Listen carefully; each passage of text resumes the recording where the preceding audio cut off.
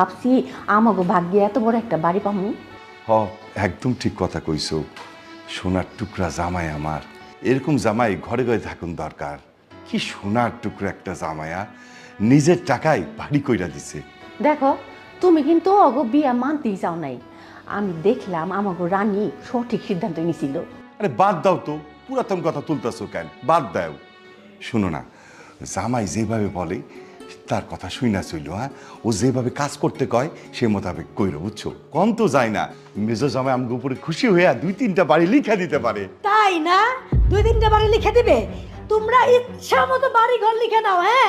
আর আমি আর আমার জামাই মিলে রাস্তায় নাকি? এই কি আবল তাবল কথা কইতাছোস? তোরা গাছতলে থাকবি কেন? জামাই তো কইছে তোর জামাইরে একটা ব্যবস্থা কইরা দিব। আব্বা ব্যবস্থা করবে বলছে, করে তো নাই। এদিকে তোমার বড় জামাই মনের দুঃখে বনে চলে যায়। আব্বা গো, এক কাজ করো না, তুমি তোমার মেজো জামাইরে বইলা আমাকে ঢাকা শহরে একটা বিরাট বড় একটা বাড়ি লিখা দিতে দেখো। সব কথা আমারে কেন কইতে হইব? তোকে লগে মুখ নাই, তোরা ক।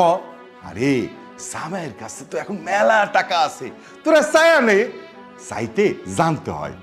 আব্বা আম্মা, আমরা তো চাইতেছি, তারপরেও যদি তোমরা দুজন আমাকে সাপোর্টে থাকো তাহলে কাজটা আরো সহজ হয় না বলো?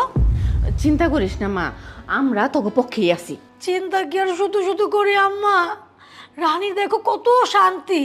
যখনই আমি ভাবি রানীর বলে স্বর্ণ এসে 200-300 ভরি, আর আলমারি ভরা বলে গেলে শাড়ি আর শাড়ি, এই কথাটা শোনার পর থেকে আব্বা মনের মধ্যে টাস করে বাড়ি মারে।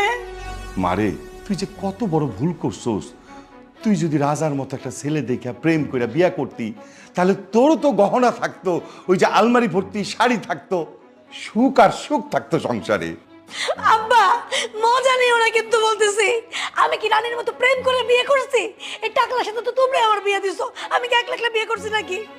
আর এখন এখন যেহেতু তোমার জামাইয়ের কোনো চাকরি বাকরি নাই, বেকার, এখন আমাদের গাড়ি বাড়ি স্বর্ণ গয়না সব কইরা দাও, দায়িত্ব তোমাকে দুজনের, মনে থাকে জানো, একদম কয়ে দিলাম। আরে মায়ার মনে কত কষ্ট।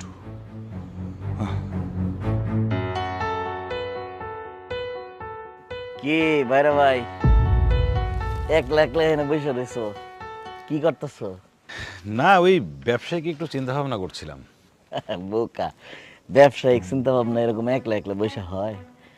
একটু পানি খাইতে হয় আর চিন্তা করতে হয়, তাহলে ব্রেনটা খুলে।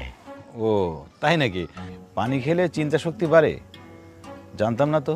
আচ্ছা ঠিক আছে, আপনি বসেন, আমি রুমে গিয়ে পানি খেয়ে আসি। আর তুমি তো দেখি কিছুই বোঝো না, মানে এই পানি ওই পানি না, এটা হইতেছে লাল পানি।